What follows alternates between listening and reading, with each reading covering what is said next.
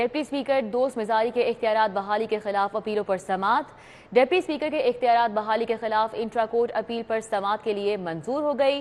Justice شجاعت Ali Khan, justice جواد حسن پر مشتمل 2 رکنی bench نے یہ سماعت کی۔ تو آپ کو بتائیں ڈپٹی اسپیکر دوست مزاری کے اختیارات پر یہ سماعت ہے اور سماعت کے حوالے سے آپ کو اپڈیٹ کر رہے ہیں کہ ڈپٹی اسپیکر کے اختیارات بحالی کے خلاف انٹرا کورٹ اپیل پر سماعت کے لیے منظور ہو چکی ہے۔ ڈپٹی اسپیکر دوست مزاری کے اختیارات بحالی کے خلاف اپیلوں پر سماعت ہو رہی ہے اور ڈپٹی اسپیکر کے اختیارات بحالی کے خلاف انٹرا کورٹ اپیل پر سماعت کے لیے منظور ہو گئی۔ ڈپٹی اسپیکر دوست مزاری کے اختیارات بحالی کے خلاف اپیلوں پر سماعت جاری ہے۔ ڈپٹی اسپیکر کے اختیارات بحالی کے خلاف انٹرا کورٹ اپیل سماعت کے لیے منظور ہو چکی ہے۔ ڈپٹی اسپیکر دوست مزاری کے اختیارات بحالی کے خلاف یہ اپیل پر سماعت ہو رہی ہے۔ بیرسٹر علی ظفر کے دلائل جاری تھے، کہا ڈپٹی اسپیکر اب غیر جانبدار نہیں رہے۔ ڈپٹی اسپیکر نے اسپیکر کے خلاف ہائی کورٹ سے رجوع کیا۔ جسٹس جواد حسن نے اس حوالے سے ریمارکس دیے کہ آئین ڈپٹی اسپیکر کو اجلاس کی صدارت سے نہیں روک سکتا۔ وزارت اعلیٰ کے انتخاب کے لیے ڈپٹی اسپیکر نے کچھ نہیں کرنا، ووٹرز نے ووٹ ڈالنا ہے، ڈپٹی اسپیکر نے کرسی پر بیٹھنا ہے۔ اس حوالے سے مزید جانیں گے تازہ ترین اپڈیٹس کیا ہیں ملک اشرف سے۔ ملک اشرف بتائیے گا۔ جی بالکل، آج لاہور ہائی کورٹ کے جسٹس شجاعت علی خان اور جسٹس جواد حسن پر مشتمل 2 رکنی بینچ نے چودھری پرویز الہی جو کہ اسپیکر ہیں ان کی جانب سے اور مسلم لیگ گاگ کے جنرل سیکرٹری کامل علی آغا کی جانب سے دائرہ انٹرا کورٹ اپیلوں پر سماعت کی ہے اور یہ کافی دیر تک یہ سماعت چلتی رہی، جس کے بعد 2 رکنی بینچ کے سربراہ جسٹس شجاعت علی خان نے عبوری حکم پر سنایا ہے۔ ایک تو یہ انٹرا کورٹ اپیل منظور کر لی گئی ہیں اور عدالت نے ڈپٹی اسپیکر پنجاب اسمبلی سردار دوست محمد مزاری کو کل ذاتی سیت میں طلب کر لیا ہے اور اس کے ساتھ ساتھ عدالت نے چیف سیکرٹری پنجاب کامل علی آغا کو اور آئی جی پنجاب رائے سردار علی کو بھی کل 9:15 بجے عدالت میں پیش ہونے کا حکم دیا ہے۔ جسٹس جواد حسن اور جسٹس شجاعت علی خان پر مشتمل 2 رکنی بینچ نے اس کیس کی سماعت کا آغاز کیا تو اسپیکر کے جو وکلاء تھے ان کا موقف یہ تھا کہ جو ڈپٹی اسپیکر ہیں وہ جانبدار ہو چکے ہیں اور وہ غیر جانبدار نہیں ہیں، ان سے توقع نہیں ہے کہ وہ اس حوالے سے شفاف انتخابات کروا سکیں، جس پر جسٹس جواد حسن کا یہ کہنا تھا کہ انہوں نے جو ڈپٹی اسپیکر ہے انہوں نے تو رولز کے مطابق ہی اپنا فیصلہ انجام دینے ہیں اور ہم نے بھی جو تشریح کرنی ہے وہ اسی کے مطابق کرنی ہے۔ جسٹس شجاعت علی خان نے بھی اپنے ریمارکس میں کہا کہ ہمیں آئین اور قانون کے حوالے سے معاونت عدالت کی کریں اور ہم اس پہ فیصلہ جو ہے وہ جاری کر دیں گے، جس پہ تفصیل کے ساتھ وکلاء نے دلائل دی ہیں۔ اب عدالت نے کیس کی سماعت جو ہے وہ کل 9:15 بجے کے لیے ملتوی کی ہے اور کل 9:15 بجے ڈپٹی اسپیکر پنجاب اسمبلی سردار دوست محمد مزاری کے علاوہ چیف سیکرٹری پنجاب کامل علی آغا اور اس کے علاوہ جو چیف سیکرٹری پنجاب ہیں وہ اور آئی جی پنجاب یہ تینوں ذاتی سی میں پیش ہوں گے اور وکلاء کل پھر دلائل دیں گے اور امکان ہے کہ کل Lahore high court intra court اپیلوں کے حوالے سے فیصلہ سنا دے گی اور ڈپٹی اسپیکر کے اختیارات بحال کرنے عدالت کرے گی یا نہیں کرے گی، اس حوالے سے کل حتمی فیصلہ سنایا جائے گا۔ جی تو یہ متوقع کیا جا رہا ہے کہ کل باقاعدہ طور پر فیصلہ سنا دیا جائے گا ملک اشرف، اور ابھی تک کی جو سماعت آپ نے سنی ہے، جو دلائل دیے گئے ہیں، جو موقف اپنایا گیا ہے، کیا دیکھ رہے ہیں آپ؟ فیصلہ کس کے حق میں ہوتا نظر آ رہا ہے؟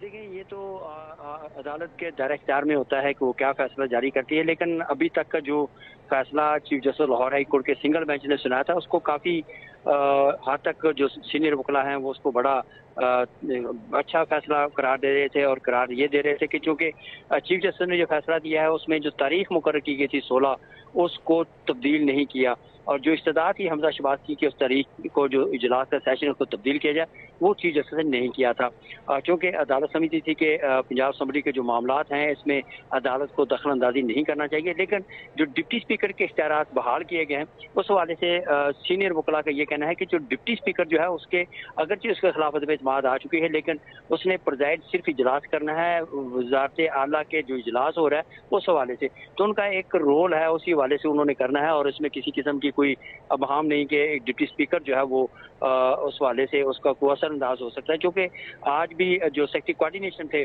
ان سے بھی آج 2 رکنی بینچ نے استفسار کیا کہ بتائیں کہ جو پروسیس ہوتا ہے وزارت اعلیٰ کا جو انتخاب کا وہ کیا ہے، تو جس پہ انہوں نے پورا پروسیس بتایا کہ وہاں پہ گھنٹیاں بجائی جاتی ہیں، 5 منٹ گھنٹیاں بجتی ہیں، تو ایک امیدوار کا جو ووٹرز اراکین اسمبلی ہوتے ہیں وہ ایک سائڈ پہ آتے ہیں، وہ کہ دوسری طرح سے بڑا شفاف انتخاب ہوتا ہے. تو اس حوالے سے عدالت کا یہ کہنا تھا کہ وہ آئین کو دیکھیں گے اور پروسیڈنگ جو ہیں اس کو دیکھیں گے اور رول آف بزنس کو دیکھا جائے گا. اس کے بعد عدالت اس بات کی تشریح کرے گی کہ کیا ڈپٹی اسپیکر جو ہے وہ اختیارات جو اس کے بحال کی ہیں سنگل بینچ نے, کیا ان کو برقرار رہنا چاہیے یا ڈپٹی اسپیکر کی جگہ پہ کسی اور کو ان انتخابات کو کروانے کی ذمہ داری دی جائے. اس حوالے سے کل ڈپٹی اسپیکر بھی پیش ہوں گے اور اس کے علاوہ چیف سیکرٹری اور آئی جی کو اسی لیے طلب کیا گیا ہے تاکہ وہاں پہ کسی قسم کی ہنگامہ رائی نہ ہو اور وہاں پہ انتظامات جو ہیں اسموتھلی وزیر اعلیٰ پنجاب کے انتخابات کے حوالے سے ہو سکے. جی ٹھیک ہے, ملک اشرف ہمارے ساتھ تھے, ہمیں آگاہ کر رہے تھے تفصیلاً اس حوالے سے. ڈپٹی اسپیکر دوست مزار کے اختیارات بحالی کے خلاف اپیلوں پر یہ سماعت ہوئی ہے اور ڈپٹی اسپیکر کے اختیارات بحالی کے خلاف انٹرا کول اپیل پر سماعت منظور کر لی گئی ہے. ڈپٹی اسپیکر, آئی جی, چیف سیکرٹری کل صبح 9:15 بجے ہائی کورٹ طلب کیے گئے ہیں اس حوالے سے, اور جسٹس شجاعت علی خان کی سربراہی میں 2 رکنی بینچ نے آج یہ سماعت کی, جبکہ اب کل ڈپٹی اسپیکر, آئی جی اور چیف سیکرٹری کل صبح 9 بجے ہائی کورٹ طلب کیے گئے ہیں. ڈپٹی اسپیکر دوست مزاری کے اختیارات بحالی کے خلاف اپیلوں پر سماعت ہو رہی ہے.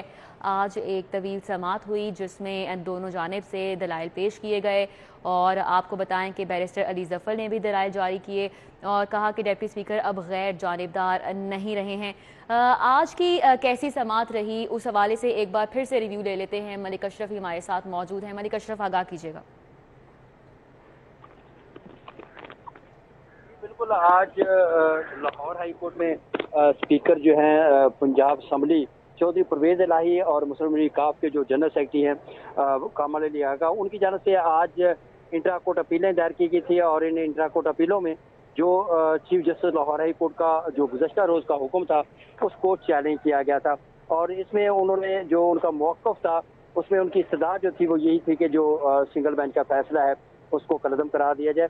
آج یہ بھی استدعا کی گئی تھی کہ ان جو انٹرا کورٹ اپیلیں ہیں ان کو آج ہی سماعت کے لیے مقرر کیا جائے, تو جس پہ آج chief justice Lahore high court نے یہ انٹرا کورٹ اپیلیں جو تھیں وہ آج ہی سماعت کے لیے مقرر کی اور جسٹس شجاعت علی خان اور جسٹس جواد حسن پر مشتمل 2 رکنی بینچ تشکیل دیا گیا تھا, جس پہ جب اس کیس کی سماعت کا آغاز ہوا تو لاہور ہائی کورٹ کے جسٹس شجاعت علی خان نے استفسار کیا کہ بتائیں کہ اس کیس کے حقائق کیا ہیں, جس پر بیرسٹر علی ظفر جو کہ اسپیکر کے وکیل ہیں چودھری پرویز الہی کے, انہوں نے کہا کہ وزیر اعلیٰ عثمان بزدار نے 1 اپریل کو عہدے سے استعفیٰ دیا تھا اور اس کے بعد اسپیکر کے وزارت اعلیٰ کے امیدوار ہونے کی وجہ سے اختیارات ڈپٹی اسپیکر کو منتقل کر دیے گئے تھے, جس پہ مزید ان کا یہ بھی کہنا تھا کہ ایڈوکیٹ جنرل پنجاب کے سپریم کورٹ میں بیان دینے پر ڈپٹی اسپیکر نے 16 اپریل سے اجلاس کی تاریخ تبدیل کی اور اسے 6 اپریل کر دیا.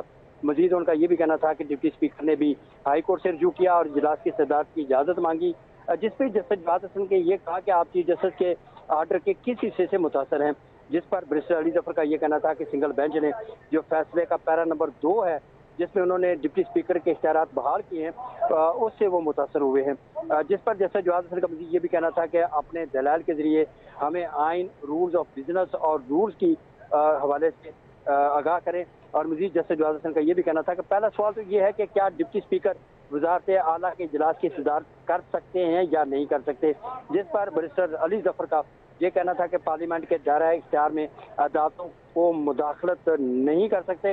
اور مزید ان کا یہ بھی کہنا تھا کہ آئین کے تحت اداروں میں اختیارات کی تقسیم کر دی گئی ہے, جس پہ جسٹس جواد حسن کا مزید یہ بھی کہنا تھا کہ آئین تو ڈپٹی اسپیکر کو وزارت اعلیٰ کے انتخاب کی اجلاس کی صدارت سے بھی نہیں روکتا, جس پر ڈپٹی اسپیکر جو بیرسٹر علی ظفر ہیں ان کا کہنا تھا کہ ڈپٹی اسپیکر اب غیر جانبدار ہو چکے ہیں اور ڈپٹی اسپیکر نے اسپیکر کے خلاف ہائی کورٹ سے بھی رجوع کیا, جس پہ پھر جسٹس جواد حسن بولے اور انہوں نے کہا کہ عدالت نے دیکھنا تو یہ ہے کہ ڈپٹی اسپیکر کیوں عدالت آیا, اس کی صدا کیا ہے, جس پر یہ بھی کہا کہ ہو سکتا ہے کہ ڈپٹی اسپیکر سمجھ رہا ہو کہ اس کے پاس اختیار آیا ہے وہ اسے استعمال کرنا چاہ رہا ہو, جس پر جو کاف لیگ کے وکیل ہیں ان کا یہ کہنا تھا کہ بے شک ڈپٹی اسپیکر جو ہے ایسا ہی سمجھ رہے ہیں, جس پر جسٹس شجاعت علی خان نے کہا کہ 2 اپریل کو تو اسپیکر نے کاغذات نامزدگی جمع کروائے اور 6 اپریل کو ڈپٹی اسپیکر کے اختیار واپس لے لیے.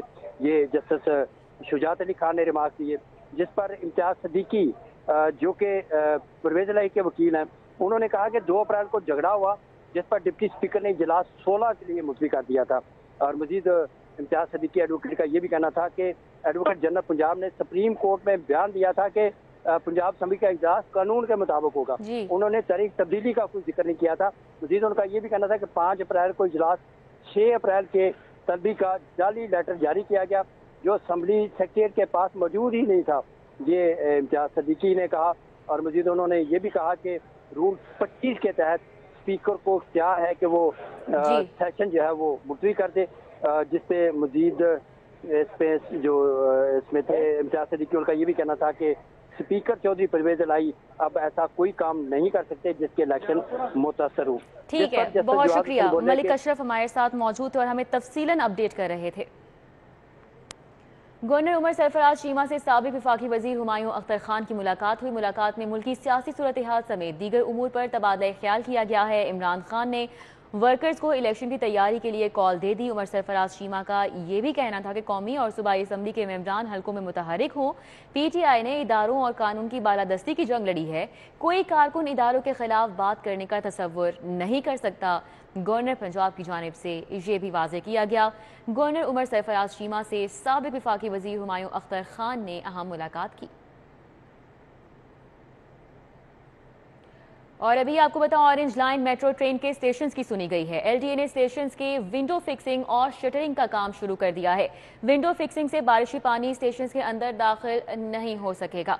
इस हवाले से भी आपको अपडेट करेंगे। अभी आपको बताते चलें कि GM admin TDCP Tauqeer Haider Kazmi को OSD बना दिया गया है।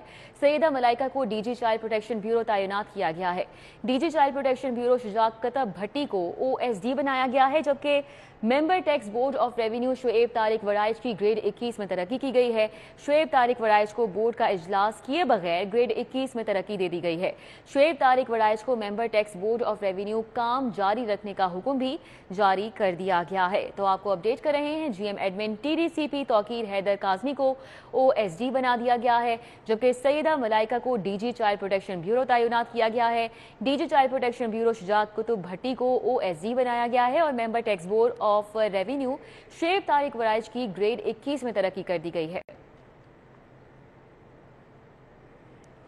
मेंबर कौमी असम्बली शाइस्ता परवेज मलिक की NA 133 टाउनशिप ऑफिस आमद। कारकुनान की जानिब से ढोल की थाप पर भंगड़े किए गए और फूलों की पत्तियां निछावर करके इस्तकबाल किया गया। MNA शाइस्ता परवेज मलिक ने लीगी कारकुनान और ओहदेदारों से मुलाकात की।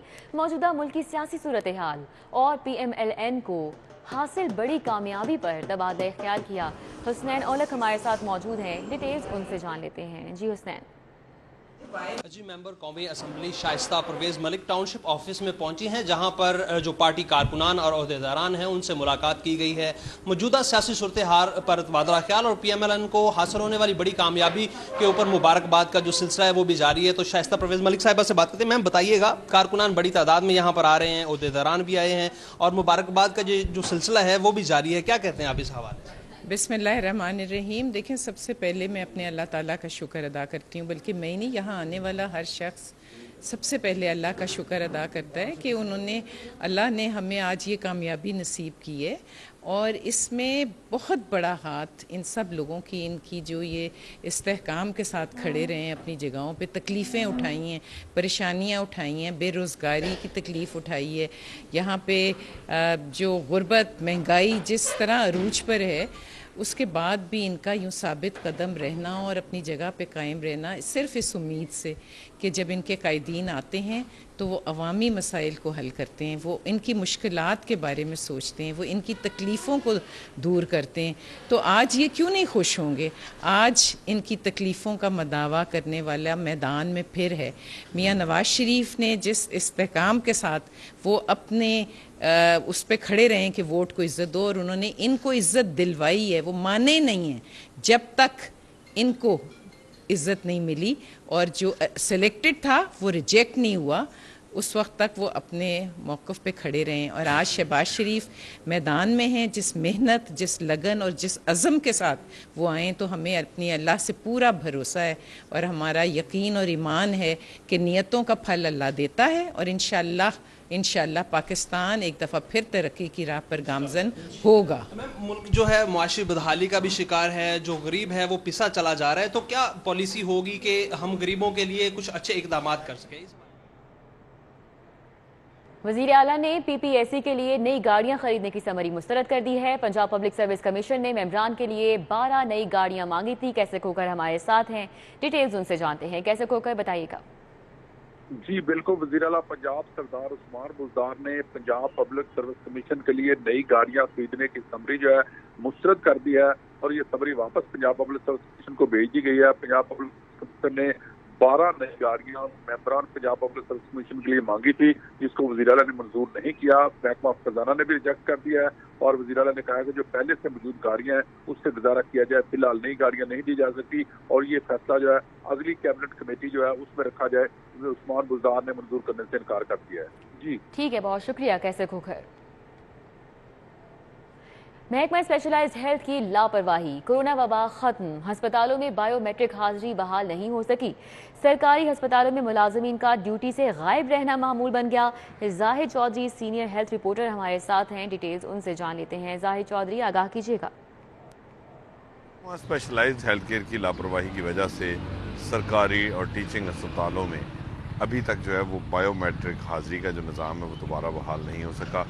کرونا وبا جب مارچ 2020 میں شروع ہوئی تو اس وقت سوشل ڈسٹینسنگ کی وجہ سے سرکاری و ٹیچنگ ہسپتالوں میں جو بائیو میٹرک حاضری ہے اس سے استثناء دیا گیا تھا ملازمین کو، ڈاکٹرز کو، تاکہ جو بائیو میٹرک حاضری ہے اس کی وجہ سے کرونا کے پھیلاؤ کو جو ہے وہ روکا جا سکے اور یہ پھیلاؤ ممکن نہ ہو سکے، کیونکہ سوشل ڈسٹینسنگ جو ہے اس کو ہر صورت ہر قیمت پر انشور کیا جا رہا تھا۔ لیکن اب 1.5 ماہ سے زیادہ ہو گیا، کرونا وائرس جو ہے اس کی وبا اب آلموسٹ جو ہے وہ اختتام پذیر ہو چکی ہے، لیکن اس کے باوجود ابھی تک جو ہے وہ سرکاری و ٹیچنگ ہسپتالوں میں جو بائیو میٹرک حاضری کا نظام ہے وہ دوبارہ فعال نہیں کیا جا سکا، جس کی وجہ سے جو غیر حاضر ملازمین ہیں، ڈاکٹرز ہیں، وہ جو ہے وہ اپنی جگہ پہ ایبسینٹ ہیں، لیکن ان کو ابھی تک جو ہے وہ سسٹم ڈیٹیکٹ نہیں کر پا رہا، اور اس کی وجہ سے جو علاج معالجے کی فراہمی ہے، ہسپتالوں کا جو نظام ہے وہ بری طرح سے متاثر ہے، لیکن اس توجہ نہیں دی جا رہی۔ ٹھیک ہے، بہت شکریہ زاہد چودھری۔ تبادلوں کے لیے 26,000 اساتذہ نے درخواستیں جمع کروا دی۔ درخواستیں جمع کرانے کی آخری تاریخ 13 اپریل مقرر کی گئی تھی۔ خواتین اساتذہ نے 16,000 درخواستیں جمع کرائی ہیں۔ اوپن میرٹ پر 12,553 اساتذہ نے درخواستیں جمع کروائی ہیں۔ جنید ریاض ہمارے ساتھ موجود ہیں، تفصیلات ان سے جانتے ہیں۔ جنید ریاض، آگاہ کیجیے گا۔